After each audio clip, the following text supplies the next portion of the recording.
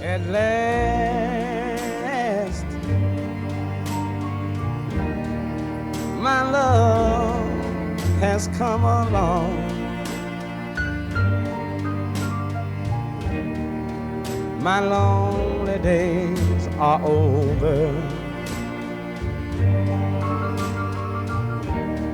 and life is like a song.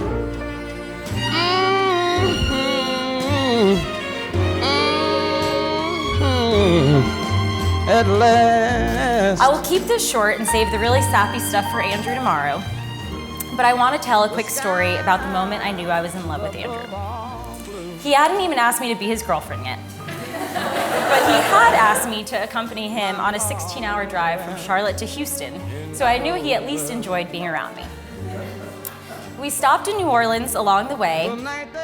There was a live jazz bar in the lobby of our hotel. We enjoyed a few cocktails while listening to some jazz. A few drinks in, Andrew finally asked me to dance with him for the first time to what I believe was At Last by Etta James. I remember the moment perfectly because I felt so at home in Andrew's arms. It was a feeling I had never felt before. At last, I had found the one.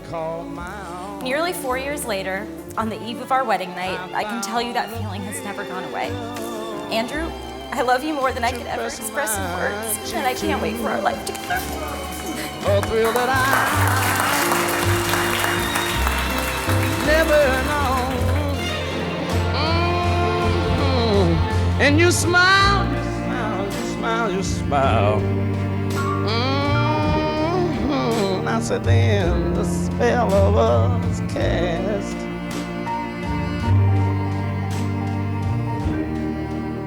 And here we are in a heaven. Oh, you are mine at last. I love you. You look so pretty. Thank you. You look so handsome. Oh, you're stunning. Yeah, I love this dress. Is it exactly what you imagined? It is what I imagined. Yeah, it's perfect. It's you. So, can't wait. I remember during that first trip when Andrew visited New York and I met him for the first time, we were talking about Texas. And Clara said, "Isn't it crazy? Andrew doesn't even have an accent." And that's when I knew Clara was in love.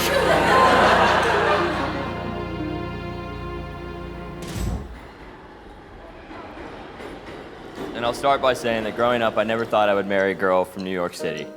I grew up spending a lot of time outdoors, playing golf, hunting and fishing, and I didn't even know where New York was. I didn't even go until 5 years ago. My high school song was "Should Have Been a Cowboy." Darling, you send me. Darling, you send me. Darling, you send me. Honest you do, honest you do, honest you do. I remember asking my father one time, when will you know which girl will be the girl? You will know. As parents, I think you also have that same sense. One back on the 4th of July, and dancing had begun, and Marilyn and I were sitting there, and we watched Andrew and Clara sort of hold hands and sort of skip out onto the dance floor. And Marilyn and I looked at each other and said, "She's the one." Fortunately, Andrew felt the same way. I want you to marry me. Please take me home.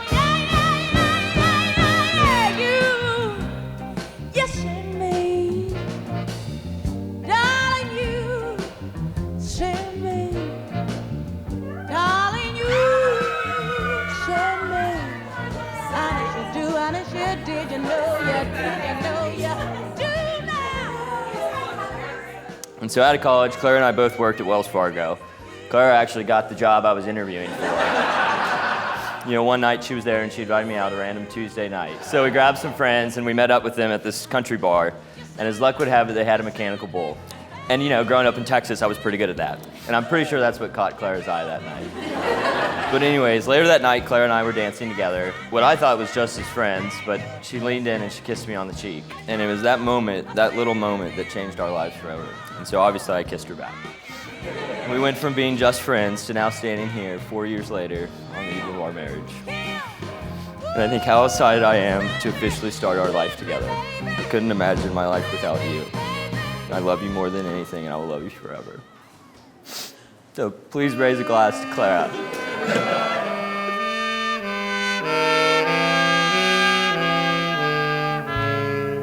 I first want to thank everybody here, and I feel so grateful that we're all here. And that includes our families, our ancestors. How magical, for centuries, had to have happened for us to be here and to be together. It's a miracle, and I'm grateful.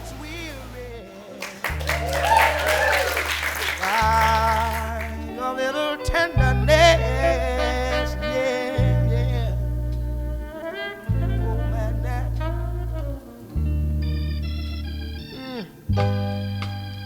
You know she's waiting. Just.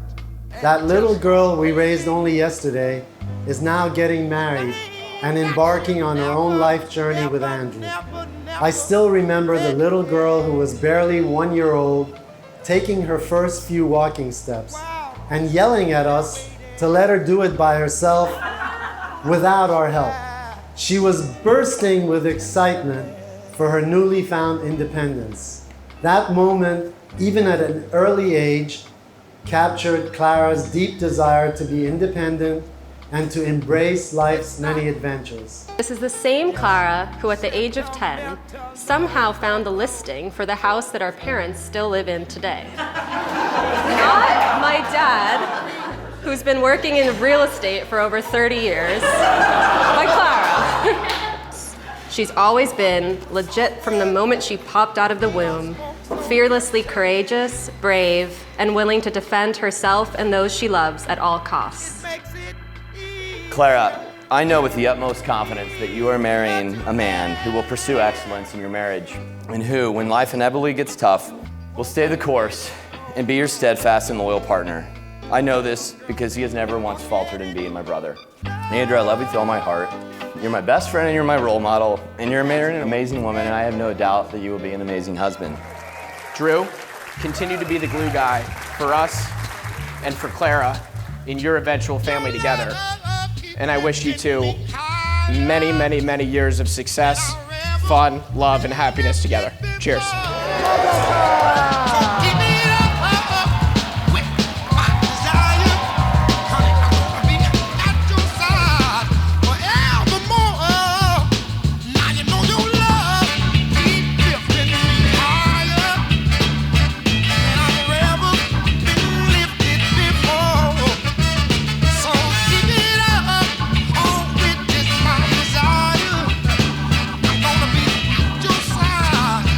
Lord, I pray that you might even slow down time for this moment, that Andrew and Clara might savor every moment of this ceremony, of the reception to follow, as they begin their new life together.